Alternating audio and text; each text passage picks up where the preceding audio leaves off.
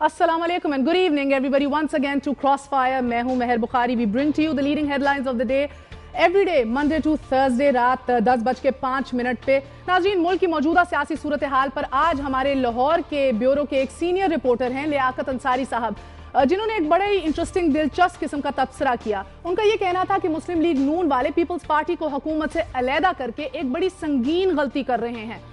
Naturally मैंने पूछा क्यों, तो उनका ये जवाब आगे से ये मिला कि पीपल्स पार्टी वालों को हुकूमत करना ही कब आती है, ये तो ऑपोजिशन की पार्टी है और सिर्फ ऑपोजिशन ही कर सकती है. 7 वजारतें और 7 गाड़ियां देकर 107 अरकान असेंबली को कोने में बिठाना या फिर हुकूमत से निकाल कर तेज दांतों वाली ऑपोजिशन बना डालना अक्लमंदी है या फिर कुछ और. आई रिजर्व माई जजमेंट. बहरहाल मूविंग फॉरवर्ड्स आज की सूरत हाल कुछ यूं है कि पंजाब में हुकूमत कायम रखने और हुकूमत में तब्दीली लाने के तमाम तर इम्कानात ज़ेरे गौर हैं. पिछले 1-1.5 माह से जिस सियासी कशमकश का आगाज हुआ है वो अपने मंतकी अंजाम को पहुंचती नजर आ रही है. फाइनली आज इस्लामाबाद के बड़े सफेद घर में हंगामा सा बरपा रहा. कभी जो है किचन कैबिनेट से मुलाकात, कभी मुआशी टीम वालों की तलबी, कभी किसी मुशीर की हाजिरी, तो कभी मुल्क के मुंतज़िम आला की जाती उम्रा की तैयारी और उनकी बातें. सुकून वैसे नाजरीन लाहौर में भी नहीं रहा. आज वजीर आला पंजाब जनाब शहबाज शरीफ वजीर आजम सैयद यूसुफ रजा गिलानी से मुलाकात के लिए इस्लामाबाद चले गए और मुलाकात हो भी चुकी है. ताज़ा तरीन खबरें ये हैं कि वजीर आजम सैयद यूसुफ रजा गिलानी अभी सदर मुमलिकत आसिफ अली जरदारी साहब को इसी मुलाकात की रिपोर्ट देने गए हैं. नाजरीन, शहबाज शरीफ साहब महाजराई नहीं चाहते क्योंकि इस खेल में नुकसान किस फरीक का ज्यादा होगा कोई यकीन से नहीं कह सकता. सूरत हाल में बेहतरी के इम्कानात किस कदर हैं, अगले 24 घंटों में क्या देखने को मिलेगा, यही जानने के लिए आज हमारे साथ मौजूद हैं पीपल्स पार्टी के सीनियर रहनुमा आयतुल्लाह दुरानी साहब और हमारा साथ दे रहे हैं मुस्लिम लीग नून के सीनियर रहनुमा शेख रोहेल असगर साहब. अस्सलाम वालेकुम, आप दोनों का बहुत बहुत शुक्रिया. वालेकुम अस्सलाम जी. शेख साहब, आप ही से आगाज करूंगी, अगर आपको क्लियरली आवाज आ रही है. यकीनन आपने सुना होगा थी खबर गरम. मौसीकी चल रही बहुत ज्यादा. अच्छा, मौसीकी आ रही है आपको बहुत ज्यादा. आवाज महर आपकी आ रही है लेकिन आपकी आवाज मौसीकी आ रही है. तो शेर भी पढ़ देती हूँ. थी खबर गरम के गालिब के उड़ेंगे पुर्जे, देखने हम भी गए पर जो हुआ वो आपके सामने ही है. आज शहबाज शरीफ साहब जो हैं वो वजीर आजम हाउस के ड्राइंग रूम में फिर से पाए गए. क्या ये कहना गलत ना होगा कि आपकी हिम्मत नहीं पड़ रही अब फाइनली पीपल्स पार्टी को अलहदा करने में? बिस्मिल्लाहिर्रहमानिर्रहीम. महर, इस पे मैं आपको एक यहाँ पे ये बात कहना चाहता हूँ कि हम लोग एक तो अपना फैसला बहुत जल्द सादर कर देते हैं. एक बात तो ये हो गई. दूसरा, हम तजिया और अपनी सोच साबित करने के बाद ये साबित करना चाहते हैं कि हमसे ज़्यादा अक्लमंद और शऊर वाला इंसान रूए ज़मीन में और पैदा हो नहीं सकता. अब देखिए, दो बातें हो सकती हैं. वज़ीर आज़म गिलानी साहब वो पाकिस्तान के वज़ीर आज़म हैं और शहबाज शरीफ जो है वो पाकिस्तान के एक सबसे बड़े सूबे के वज़ीर आला हैं.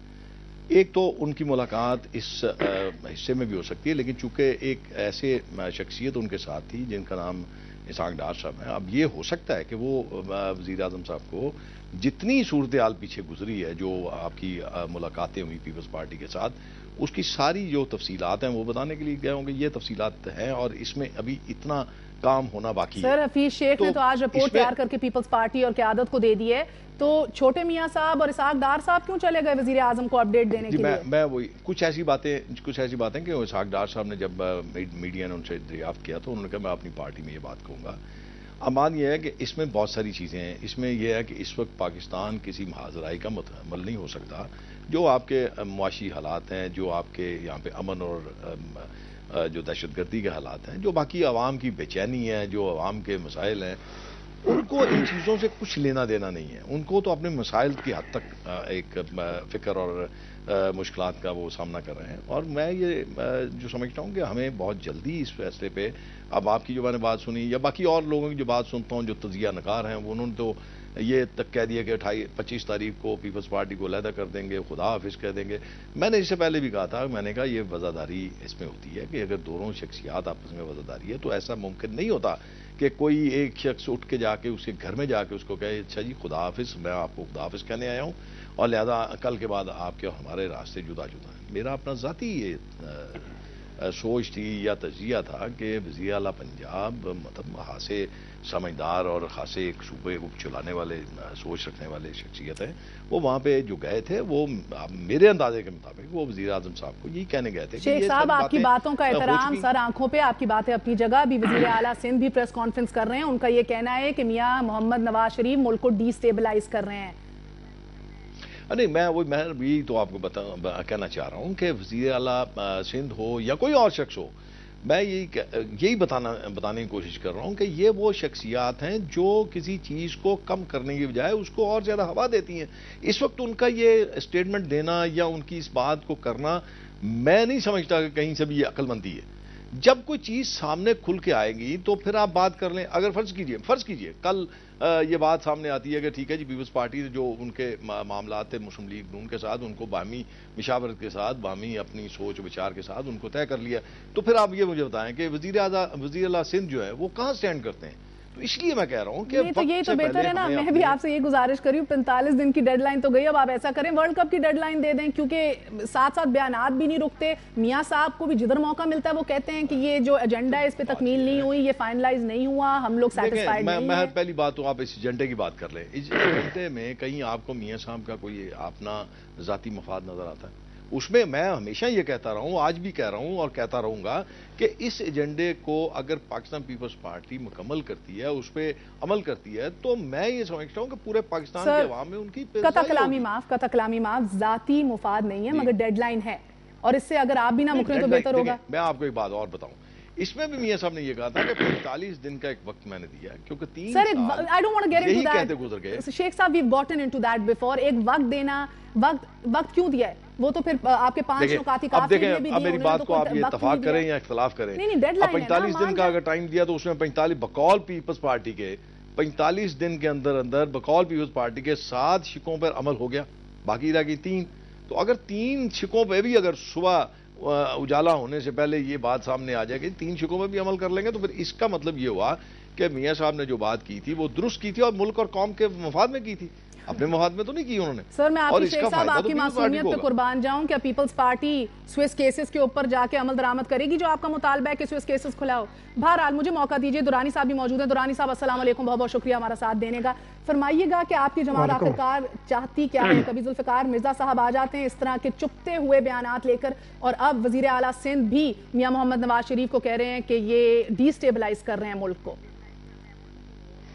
کبھی کبھی بہت سارے دوست جو ہیں آپ لوگوں کی طرح اینکر بھی بننا چاہتے ہیں. اگر اس کے بعد جب اگر آپ ڈی سٹیبلائز ہونے کے لیے اگر رزلٹ آ بھی جائے تو اینکر کی حیثیت سے تو پھر بہت سارے دوستوں کو لوگ جو ہے نا، بہت سارے میڈیا کے دوست اسی پہ چلے جائیں گے. لیکن میں ایک بات بتا دوں شیخ صاحب، اگر آپ اجازت دیں، میڈیا کو ایسی اگر فرض کیجیے ہیں ابھی بیٹھے بیٹھے آپ نے شیخ صاحب کی بات سنی ہوگی، اجالا ہونے کی پھر ڈیڈ لائن دے دی ہے، اجالا ہونے تک شاید 3 پوائنٹس اور پھر پورے ہو جائیں. دیکھیں میں ایک چیز آپ کو بتا دوں، شیخ صاحب صحیح درست سمت میں بات کر رہے تھے. پولیٹیکل ورکر ہیں، پولیٹیکل لیڈرشپ نے ایک بیٹھ کر کے فیصلہ کیا ہے. میسا کی جمہوریت آگے موو کر چکی ہے، اس وقت جمہوریت بہترین پروان چڑھ رہی ہے پورے ملک میں، کہیں کوئی ایسا ڈیڈ لاک ہے ہی نہیں. اس وقت انہوں نے نواز شریف صاحب کا شکریہ کہ انہوں نے ایسے پوائنٹس کو بھی اجاگر کیا جو کہ مرکزی حکومت سے ریلیٹڈ تھے، ان کو صوبوں کے متعلق یا پاکستان کے عوام کے متعلق حل کرنے کی کوشش کرنی تھی. اور اس 45 دنوں میں اگر 70% مسائل کی نشاندہی ہو چکی ہے، حل ہونے کی طرف جا رہے ہیں، یہ 30% بھی ہو جائیں گے. ہو سکتا ہے کہ کل تک یہ بھی ہو جائے، یا اس کے بعد بھی سمجھ میں آ جائے کہ کچھ دنوں کے بعد معاشی صورتحال بہتر ہونے کی طرف کوئی ایک اور قدم، کیونکہ ملک کی حالات ایسے ہیں، انٹرنیشنل فورسز کی پوزیشن اس طرح ہے، ارد گرد کی حالات ایسی ہے. تو اگر ایک راستہ کھل چکا ہے تو ہم ایک دوسرے کو اپریشیٹ کرتے ہیں. میں ویسے تو پولیٹیکل ورکر کے آپ کو بتا دوں کہ میاں نواز شریف صاحب کے اس عمل کو کہ انہوں نے 10 نکاتی ایجنڈا مسلم لیگ نون نے ہماری طرف بھیجا اور ہم نے اس کو لبیک کہا، ہم نے کسی جگہ انکار نہیں کیا. اس کا مقصد ہے کہ ہم ایک دوسرے کی ہماری انڈرسٹینڈنگ بڑھ چکی ہے، اتنی بڑھ چکی ہے کہ میسا کی جمہوریت انکار نہیں کیا مگر اقرار بھی تو نہیں کیا اس ایجنڈے پہ. آپ نہیں آپ اقرار، مہر بخاری صاحبہ چونکہ اس وقت تو اس کے رزلٹ اناؤنس تو ہوا ہی نہیں ہے. آپ کے پاس تو جیسے ایک ایگزام ہال میں کسی کو آپ نے کویسچن پیپر دے دیا اور 3 گھنٹے دے دیے، ابھی تک آپ اسے پہلے اس بچے کے متعلق کیا رزلٹ بتا رہے ہیں جب تک اس کا آنسر شیٹ آپ کے پاس آیا نہیں ہے. تو ایگزامینر کی حیثیت سے آپ دیکھیں، ویٹ اینڈ سی کریں. اب ہمارے پاس